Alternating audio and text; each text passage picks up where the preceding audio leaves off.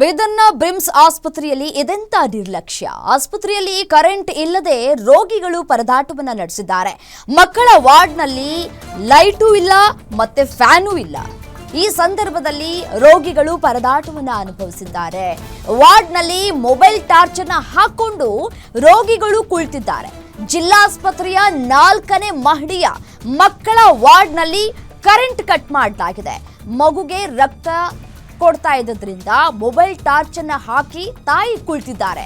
ವಿದ್ಯುತ್ ಸಮಸ್ಯೆ ಬಗ್ಗೆ ಸಿಬ್ಬಂದಿ ಗಮನಕ್ಕೆ ತೆಗೆದುಕೊಂಡು ಬಂದರೂ ಕೂಡ ನಿರ್ಲಕ್ಷ್ಯವನ್ನ ವಹಿಸಲಾಗಿದೆ. 2 ಗಂಟೆಗಳ ಕಾಲ ವಿದ್ಯುತ್ ಇಲ್ಲದೆ ಪರದಾಟವನ್ನ ಪಟ್ಟಿದ್ದಾರೆ ರೋಗಿಗಳು. ಸಮಸ್ಯೆ ಹೇಳಿದ್ರೂ ಕೂಡ ತಕ್ಷಣ ಸರಿಪಡಿಸಲಿಲ್ಲ ಅಂತ ಹೇಳಿ ರೋಗಿಗಳು ತಮ್ಮ ಅಳಲನ್ನ ತೋಡ್ಕೊಂಡಿದ್ದಾರೆ.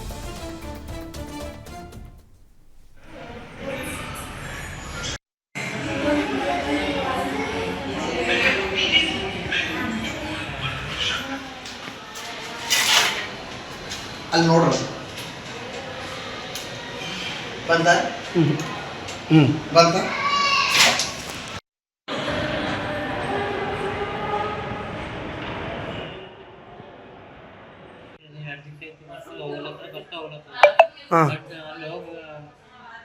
ಹೇಳ್ತೀನಿ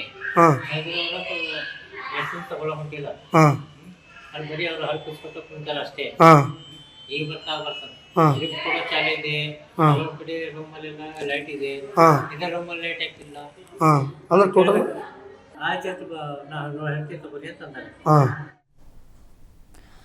ಇದೇ ವಿಚಾರಕ್ಕೆ ಸಂಬಂಧಪಟ್ಟಂತೆ ಮತ್ತಷ್ಟು ಡೀಟೇಲ್ಸ್ ಕೊಡ್ತಾ ಹೋಗ್ತಾರೆ ನಮ್ಮ ಪ್ರತಿನಿಧಿ ಶಿವಯ್ಯ ಮಠಪತಿ ದೂರವಾಣಿ ಸಂಪರ್ಕದಲ್ಲಿದ್ದಾರೆ. ಎಸ್ಸೇನು ಶಿವಯ್ಯ, ಬ್ರಿಮ್ಸ್ ಆಸ್ಪತ್ರೆಯಲ್ಲಿ ಒಂದಲ್ಲ ಒಂದು ಸಮಸ್ಯೆಗಳು ಆಗಾಗ ತಲೆ ದೂರ್ತಾನೆ ಇರುತ್ತೆ. ಇದೀಗ ಮಕ್ಕಳ ವಾರ್ಡ್ನಲ್ಲಿ ಕರೆಂಟ್ ಇಲ್ಲ ಅನ್ನೋದು ಗೊತ್ತಾಗ್ತಾ ಇದೆ. ಯಾಕೆ ಕರೆಂಟ್ ಇರಲಿಲ್ಲ? 2 ಗಂಟೆಗಳ ಕಾಲ ಸಿಬ್ಬಂದಿಗಳು ಏನು ಮಾಡ್ತಾ ಇದ್ರು? ಏನು ಸಮಸ್ಯೆ ಆಗಿತ್ತು? ಡೀಟೇಲ್ಸ್ ಕೊಡ್ತಾ ಹೋಗೋದಾದ್ರೆ. ರಮ್ಯಾ, ಹೌದು, ಏನಿದು ಬೀದರ್ನ ಬ್ರಿಮ್ಸ್ ಆಡಳಿತ ವ್ಯವಸ್ಥೆ ಸುಧಾರಣೆ ಆಗದ ಹಿನ್ನೆಲೆಯಲ್ಲಿ ರೋಗಿಗಳು ಹತ್ತಾರು ಸಮಸ್ಯೆ ಎದುರಿಸುವಂತ ಒಂದು ಸ್ಥಿತಿ ನಿರ್ಮಾಣವಾಗಿರುವಂತದ್ದು. ಪ್ರಮುಖವಾಗಿ ಎಲ್ಲಾ ಸಮಸ್ಯೆಗಳನ್ನ ನೋಡಿದ್ಮೇಲೆ, ಯಾಕಂದ್ರೆ ಪದೇ ಪದೇ ಇಂತಹ ಎಡವಟ್ಟುಗಳು ಅಲ್ಲಿನ ಅಧಿಕಾರಿಗಳು ಮತ್ತು ಆಡಳಿತ ಮಂಡಳಿ ಮಾಡ್ತಾ ಇದೆ. ಅವರಲ್ಲಿ ನೋಡ್ಬೇಕಾದ್ರೆ ಇದು ಬ್ರಿಮ್ಸ್ ಆಡಳಿತ ಆಸ್ಪತ್ರೆಗೆ ಒಂದು ಚಿಕಿತ್ಸೆಯ ಅಗತ್ಯ ಇದೆ ಅಂತ ಹೇಳ್ಬೋದು. ಯಾಕಂತಂದ್ರೆ ನಿನ್ನೆ ರಾತ್ರಿ 2 ರಿಂದ 3 ಗಂಟೆಗಳ ಕಾಲ ಏನು ಬ್ರಿಮ್ಸ್ ಆಸ್ಪತ್ರೆಯ 4ನೇ ಮಹಡಿಯಲ್ಲಿ ಮಕ್ಕಳ ಘಟಕ ಇದೆ. ಮಕ್ಕಳ ಘಟಕದಲ್ಲಿ ಸುಮಾರು 2 ರಿಂದ 3 ಗಂಟೆಗಳ ಕಾಲ ವಿದ್ಯುತ್ ಕಡಿತ ಆಗಿರುತ್ತೆ. ಅಲ್ಲಿ ಸುಮಾರು 10 ರಿಂದ 12 ಮಕ್ಕಳು ಅಲ್ಲಿ ಅಡ್ಮಿಟ್ ಆಗಿರ್ತಾರೆ. ಸೊ ಅಲ್ಲಿ ಫ್ಯಾನು ಮತ್ತು ಲೈಟ್ ಸಂಪರ್ಕ ಇಲ್ಲದ ಕಾರಣ ಅಲ್ಲಿನ ಆ ಮಕ್ಕಳು ಮತ್ತು ಆ ರೋಗಿಗಳು ಮತ್ತು ಅವರ ಪೋಷಕರು ಕೂಡ ಒಂದು ಪರದಾಡಿರುವಂತಹ ಒಂದು ಸ್ಥಿತಿ ನಿರ್ಮಾಣವಾಗಿದೆ. ಕರೆಂಟ್ ಹೋಗಿದೆ ಅಂತ ಅಲ್ಲಿನ ನರ್ಸ್ ಮತ್ತು ಆ ಒಂದು ಘಟಕದ ಸೂಪರ್ವೈಸರ್ ಇರ್ತಾರಲ್ಲ, ಅವ್ರ ಗಮನಕ್ಕೂ ತಂದ್ರು ಕೂಡ 2 ರಿಂದ 3 ಗಂಟೆವರೆಗೂ ಕರೆಂಟ್ ಹಾಕಿಲ್ಲ ಅಂತಂದ್ರೆ ಅಲ್ಲಿ ಏನೋ ಒಂದು ತಾಂತ್ರಿಕ ಸಮಸ್ಯೆ ಇದೆ ಅನ್ನೋ ಕಾರಣಕ್ಕೆ ಕರೆಂಟ್ ಕಟ್ ಮಾಡಲಾಗಿದೆ ಅನ್ನೋದು ಆ ಪೋಷಕರ ಒಂದು ಆರೋಪವಾಗಿರುವಂತದ್ದು. ಪದೇ ಪದೇ ಇಂಥದ್ದು ಯಾವ್ದಾದ್ರೆ ಅಂದ್ರೆ ಮಕ್ಕಳ ಘಟಕ ಇರುತ್ತೆ, ತೀರಾ ಸೂಕ್ಷ್ಮವಾಗಿರುತ್ತೆ, ಅಂತದ್ರಲ್ಲೇ ಇವರಿಗೆ ವಿದ್ಯುತ್ ಮತ್ತು ಫ್ಯಾನ್ ಪೂರೈಕೆ ಮಾಡ್ಲಿಕ್ಕೆ ಆಗಿಲ್ಲ ಅಂತಂದ್ರೆ ಇಷ್ಟೊಂದು ಕೋಟ್ಯಾಂತರ ರೂಪಾಯಿ ದೊಡ್ಡ ಮಟ್ಟದಲ್ಲಿ ಜಿಲ್ಲಾಸ್ಪತ್ರೆ ಇದೆ. ಅದರ ಹಿಂದಿನ ದಿವಸ ಅಂದ್ರೆ ಅಲ್ಲಿ ವೆಂಟಿಲೇಟರ್ ಇಲ್ಲ ಅಂತ ಸುಮಾರು 1 ಗಂಟೆಗಳ ಕಾಲ ರೋಗಿಗಳಿಗೆ ಆಸ್ಪತ್ರೆಯ ಹೊರಗಡೆ ನಿಲ್ಲಿಸ್ತಾ ಇದ್ದಾರೆ. ಒಟ್ನಲ್ಲಿ ಈ ಒಂದು ಬ್ರಿಮ್ಸ್ ಆಸ್ಪತ್ರೆಯಲ್ಲಿ ಅವ್ಯವಸ್ಥೆಯ ಆಗರ ಆಗಿದೆ. ಇಲ್ಲಿ ಜಿಲ್ಲಾ ಉಸ್ತುವಾರಿ ಸಚಿವ ಈಶ್ವರ್ ಖಂಡ್ರೆ ಮತ್ತು DC ಅವರು ಈ ಕಡೆ ಗಮನ ಹರಿಸಬೇಕಾಗತ್ತೆ.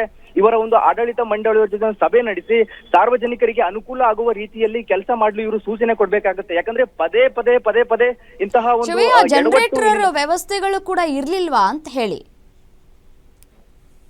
ರಮ್ಯಾ, ಅಲ್ಲಿ ಏನು ಮಕ್ಕಳ ಘಟಕ ಇದೆ, ಅಲ್ಲಿ ಆಲ್ರೆಡಿ ಜನರೇಟರ್ ವ್ಯವಸ್ಥೆ ಇದೆ. ಆದ್ರೆ ಟೋಟಲಿ ಅಲ್ಲೂ ಅದು ಆನ್ ಮಾಡ್ಲಿಕ್ಕೆ ಯಾರು ಸ್ಟಾಫ್ ಮುಂದಾಗಿಲ್ಲ ಅನ್ನೋ ಆರೋಪ ಮತ್ತು ಮಾತು ಅಲ್ಲಿನ ಪೋಷಕರು ಹೇಳ್ತಾ ಇರುವುದು. ಹಾಗೆ ಸಂಪರ್ಕದಲ್ಲಿರಿ, ನಮ್ಮ ಜೊತೆ ಸೋಮಶೇಖರ್, ರೋಗಿಯ ಸ್ನೇಹಿತ, ದೂರವಾಣಿ ಸಂಪರ್ಕದಲ್ಲಿದ್ದಾರೆ. ಸರ್ ನಮಸ್ತೆ.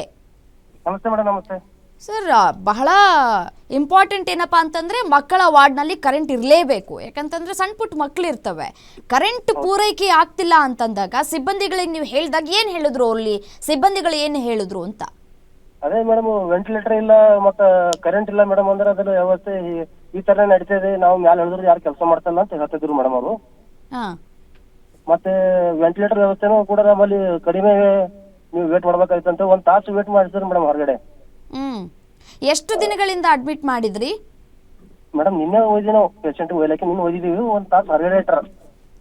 ವೆಂಟಿಲೇಟರ್ ಆಂಬುಲೆನ್ಸ್ ವ್ಯವಸ್ಥೆ ಮಾಡ್ಕೊಂಡು ಹೋಗಿದ್ವಿ ಮೇಡಮ್.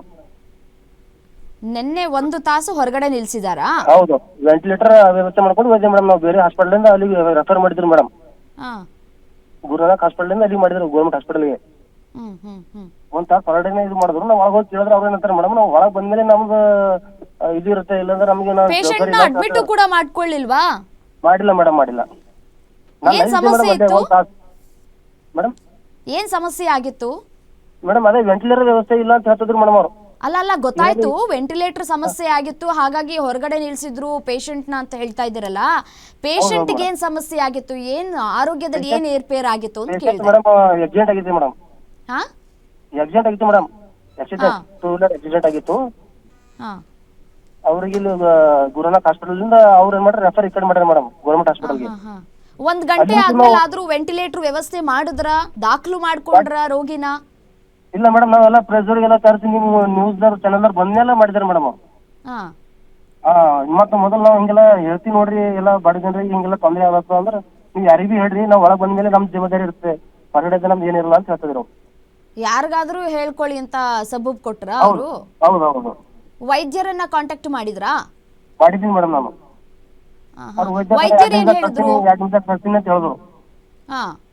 ಒಂದ್ 2 ನಿಮಿಷ ವೇಟ್ ಮಾಡಿ ಕಳ್ಸ್ತೀನಿ ಅಂತ ಹೇಳಿದ್ರು, ಬಟ್ ಆದ್ರೂ ಲೇಟ್ ಆಗಿತ್ತು ಮೇಡಮ್. ಆದ್ರೂ ಅಡ್ಮಿಟ್ ಮಾಡ್ಕೊಳ್ಳಿಲ್ಲ ಮೇಡಮ್. ಸುಮಾರು 4-5 ಪೇಷಂಟ್ ಆಗಿದೆ ಮೇಡಮ್, ಇದು ಒಂದೇ ಪೇಷಂಟ್ ಅಲ್ಲ. ಓಹೋ, ನೀವ್ ಒಬ್ರೇ ಅಲ್ಲ, 4-5 ಪೇಷಂಟ್ ಗಳ ಪರಿಸ್ಥಿತಿನೇ ಇದೇನೆ. ಹೌದು, ಪ್ರಚಾರ ಯಾರು ಇದ್ದಿಲ್ಲ ಮೇಡಮ್. ಈಗ ಎಲ್ಲಿ ಅಡ್ಮಿಟ್ ಮಾಡಿದ್ರಿ? ಬ್ರಿಮ್ಸ್ ಅಲ್ಲೇ ಅಡ್ಮಿಟ್ ಮಾಡಿದ್ರ ಅಥವಾ ಬೇರೆ ಕಡೆ ಕರ್ಕೊಂಡು ಹೋದ್ರ? ಆಗಿದೆ ಮೇಡಮ್.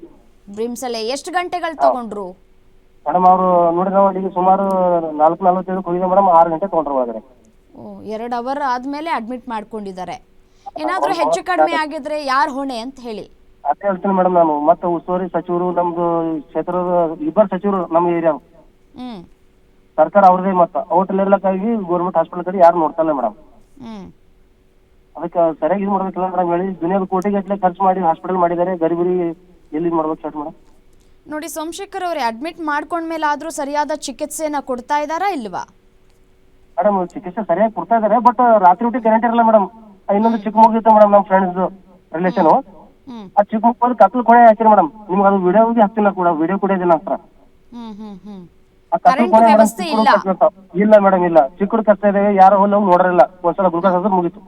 ಗ್ಲೂಕೋಸ್ ರಾತ್ರಿ ಹೊತ್ತು. ಹೌದು ಮೇಡಮ್, ಅದು ಮತ್ತೆ 4th ಫ್ಲೋರ್, 4ನೇ ಫ್ಲೋರ್.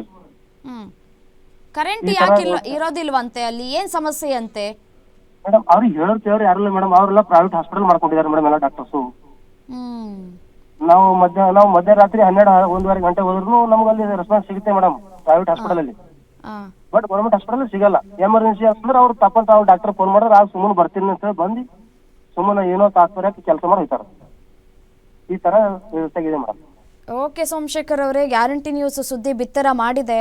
ಇನ್ಮೇಲಾದ್ರೂ ಕರೆಂಟ್ನ ವ್ಯವಸ್ಥೆಯನ್ನ ನೀಡ್ತಾರಾ ಇಲ್ವಾ ಕಾದ್ ನೋಡೋಣ, ಆಯ್ತಾ? ಧನ್ಯವಾದಗಳು ಗ್ಯಾರಂಟಿ ನ್ಯೂಸ್ ಜೊತೆ ಮಾತನಾಡಿದಕ್ಕಾಗಿ.